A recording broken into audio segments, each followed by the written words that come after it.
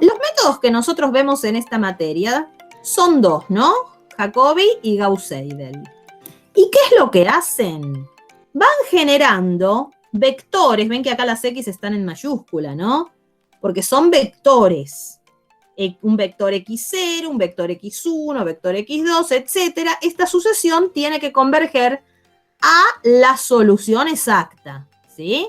Porque el sistema, recordemos que yo no lo puse acá, A por X igual B, se escribe matricialmente cualquier sistema de ecuaciones lineales, ¿no? Entonces, X es la solución exacta del sistema. Bueno, al igual que antes, en vez de un solo valorcito, antes en las ecuaciones que resolvíamos por Newton-Raphson, punto fijo, etcétera, teníamos valores de X nada más, porque era un valor. Acá tendremos tantas variables como haya en el sistema. Si mi sistema tiene 3 variables, X, Y, Z, cada vector va a estar formado por las 3 componentes, ¿no? Y uno va a iterar hasta un cierto punto. ¿Qué hacíamos en los métodos de cálculo de raíces de ecuaciones? ¿Cómo nos dábamos cuenta si en la iteración, no sé, en la X5 ya parábamos o teníamos que seguir? ¿Qué nos fijábamos? ¿No? Una X del paso en el que estoy con la X del paso anterior. ¿Se acuerdan esto?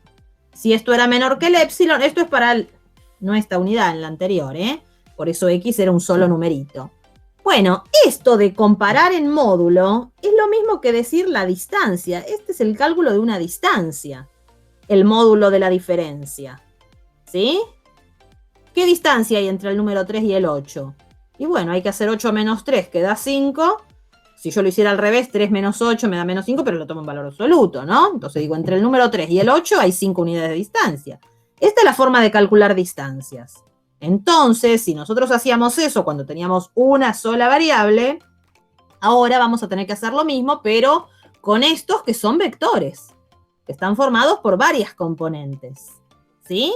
Y como son vectores, ¿cómo se calcula la distancia? Con la norma de la diferencia de los dos últimos. ¿De acuerdo? Así que ahora vamos a ver. Ahora, esto que aparece acá, ¿qué es? Es la fórmula matricial de los métodos numéricos. Cada nuevo vector X, ¿ven? El vector X del paso K se calcula multiplicando una matriz T, que es una matriz cuadrada, por el vector que había en el paso anterior, ¿ven? El K-1, más una matriz columna, ¿no? C. Así es como trabajan los métodos. La diferencia está en qué matriz T y qué matriz C usa cada uno de los métodos. ¿Sí? Bueno, empecemos con un ejercicio. Acá está la fórmula en forma genérica, ¿no? De lo que hace el método de Jacobi. A ver si ustedes la entendieron cuando la vieron. Cada nueva X es el BI y todos estos ¿qué son? Con J de 1 hasta N, pero distinto de I, dice acá, ¿sí? Son justamente los términos que pasaron para el otro lado y lo importante que es esto, que de qué pasos son. Del anterior. Del anterior. Y lo que va dividiendo es el A sub I, el elemento de la diagonal, ¿sí? Esta es la fórmula entonces del método de Jacobi.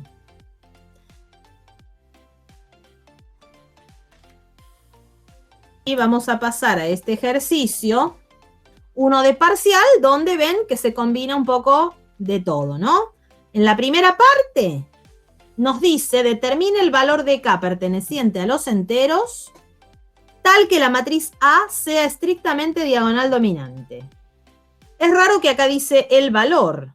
En teoría habría uno solo. Sí, porque fíjense el dato acá importante, que los elementos dice que son enteros y positivos. Esto nos acota mucho, ¿no?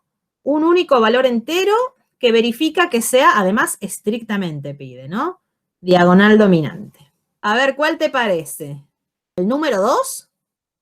Sí. 3 por 2, 6, menos 1, 5, queda acá, que verifica. En la segunda, ¿qué nos queda? 2, 4, 5 también. Y acá nos queda 8. Muy bien. Es el 2.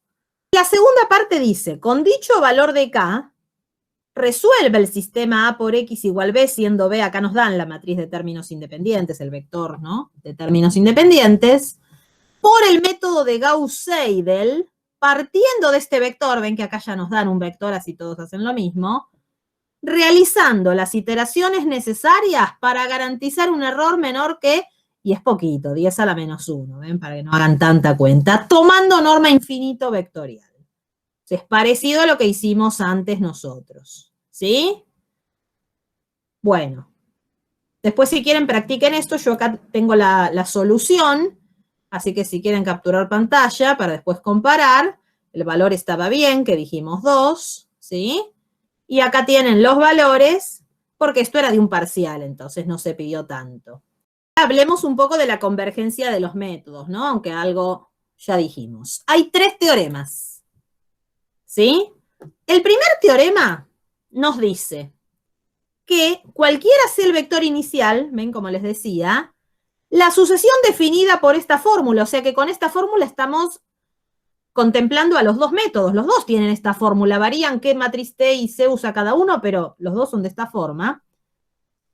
Sí, solo sí, miren y acá que se los marqué bien grandote, el sí, solo sí. El radio espectral de T es menor que 1, ¿sí? Con cualquier vector, esta sucesión converge a la solución única del sistema. Sí, solo sí, el radio espectral de T es menor que 1. Este es el único teorema que es condición necesaria y suficiente, ¿ven? Por eso es un sí, solo sí, que le puse acá la flecha doble grande. Pero ¿cuál es el problema de basarnos en este teorema? ¿Qué era? Primero hay que calcular la matriz T. Y después hay que calcular el radio espectral. ¿Y qué era el radio espectral? ¿Qué era? Era el mayor de los Autovalores. autovalores en valor absoluto. O sea que si a mí me diera una matriz de 4×4, ya ponerme a calcular los autovalores no es tan sencillo, ¿no? Entonces este teorema, si bien me indica justo, si se cumple que el radio espectral de T es menor que 1, sé que converge, y si no se cumple, no es muy práctico de analizar antes de ponerse a resolver un sistema lineal, ¿no es cierto? Entonces vamos a ver el otro.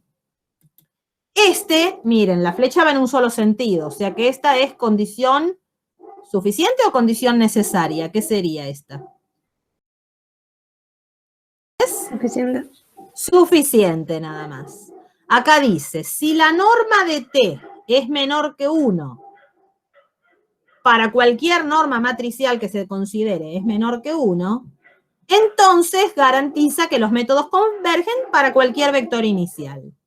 Bueno, la matriz T la tendríamos que calcular igualmente acá, pero como nos piden la norma y puede ser con cualquier norma, uno podría usar alguna de las más fáciles, ¿no? Si piensa usar la norma 2, era mejor el otro teorema, porque la norma 2 involucraba hacer T traspuesta por T, calcular radio espectral y después raíz cuadrada, ¿no? Pero uno podría hacerlo con la norma 1 o la infinito, que eran más rápidas. ¿Sí? O sea, llevaría menos trabajo, menos esfuerzo que el teorema 1, perdiendo justamente el bicondicional.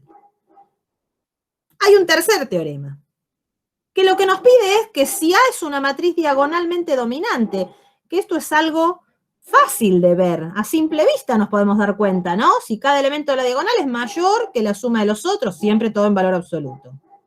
Si pasa eso, me garantiza, esta también es solo suficiente, ¿no? Me garantiza que los métodos convergen también para cualquier vector inicial. Entonces, en general, uno trata, en lo posible, de ver si la matriz es diagonal dominante, que es lo más práctico. Si no se puede, les hago una pregunta. Si yo tengo la matriz que es diagonal dominante, este teorema me garantiza que convergen cualquiera sea el vector inicial. Si no es diagonal dominante, ¿significa que no convergen? No sabemos. Habría que analizar con alguno de los otros dos teoremas. El que nos dice justo es el primero, que era un sí, solo sí.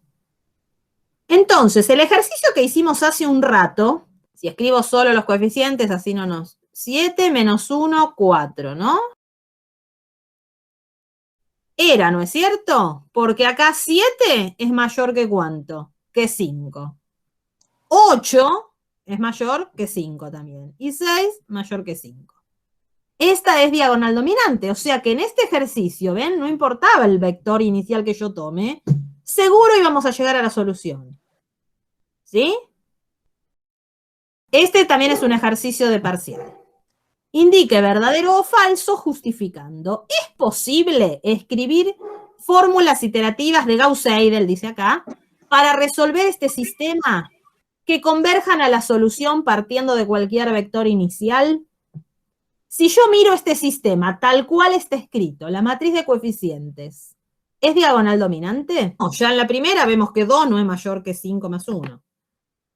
Entonces, así como está, no sabríamos. Porque dijimos, como esa condición era suficiente pero no necesaria, tal vez trabajando así, pero no tenemos la certeza. Tendríamos que ponernos a calcular, el que tiene ganas, el radio espectral de la matriz T, si quieren. ¿O hay algo más práctico acá para no andarse metiendo con los radios espectrales? ¿Por qué no cambiamos de lugar las filas? Total, el sistema es el mismo, no importa qué ecuación se pone primera, segunda o tercera, ¿no? ¿Cuál me convendría escribir primera de todas? La última ecuación. La última, ¿no? Porque así yo tendría 6 menos 1 y 4. Después, y no se olviden que cuando uno cambia eso, también cambia el término independiente, ¿no? Después, en segundo lugar, ¿cuál ponemos? La que estaba primera, menos 2, 5, 1 y 11. Y por último, la que estaba segunda. Esta matriz, yo acá copié completa, pero la matriz de coeficientes es esta parte, ¿no? Y estos son los términos independientes. ¿Cómo es ahora esta matriz? ¿Es diagonal dominante? Sí. 6 contra 5, sí. 5 contra 3 y 7 contra 5. Entonces, este sistema, si yo quiero escribir fórmulas que me aseguren la convergencia a la solución, como pide acá, sin complicarme la vida calculando los autovalores, por más que me encante, ¿no? Pero lleva tiempo, podemos hacer esto más fácil. Entonces, cuando yo escriba las fórmulas iterativas, ¿de cuál voy a despejar la X? Y de la que tiene justamente el 6, por eso la que yo acá escribí primera, que es la que antes era la tercera.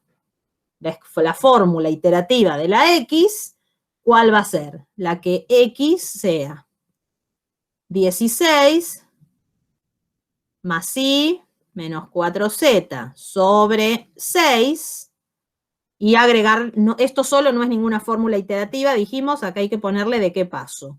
La X del K más 1 es, este método es Gauss-Seidel, pero esta es la primera variable, así que ¿qué le pongo a la I y qué le pongo a la Z? K y K, bien. La I, ¿cómo va a quedar? La I del paso K más 1, ¿a qué va a ser igual? 11. Más 2x, ¿De qué paso la X? soy K más 1. Muy bien. La Z del paso K. Y todo sobre 5. Y la Z del paso K más 1 es 13 menos 2x, ¿de qué paso? De este mismo, ¿no? K más 1 menos 3 por la I también del K más 1. Menos 13, sí, gracias. Y sobre menos 7. Cuando ustedes les piden fórmulas iterativas, porque a veces el examen, como acá vieron, hay varias unidades y a veces llevan cuentas, aunque uno no quiera, cuentas hay, uno trata de no pedirles tantas, pero hay cuentas. Puede ser que, por ejemplo, como este ejercicio que es de parcial, acá no hacía falta que lo resolvieran. Acá se llegaba a esto y nada más, no había que hacer los cálculos.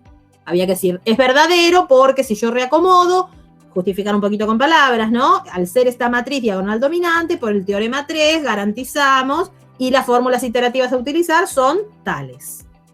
Pero no hay que hacer las cuentas. En otros casos sí, el otro ejercicio sí pedía hacer cuentas e iterar hasta lograr un cierto error. Así que siempre fíjense bien para no perder tiempo en hacer cosas que no se piden.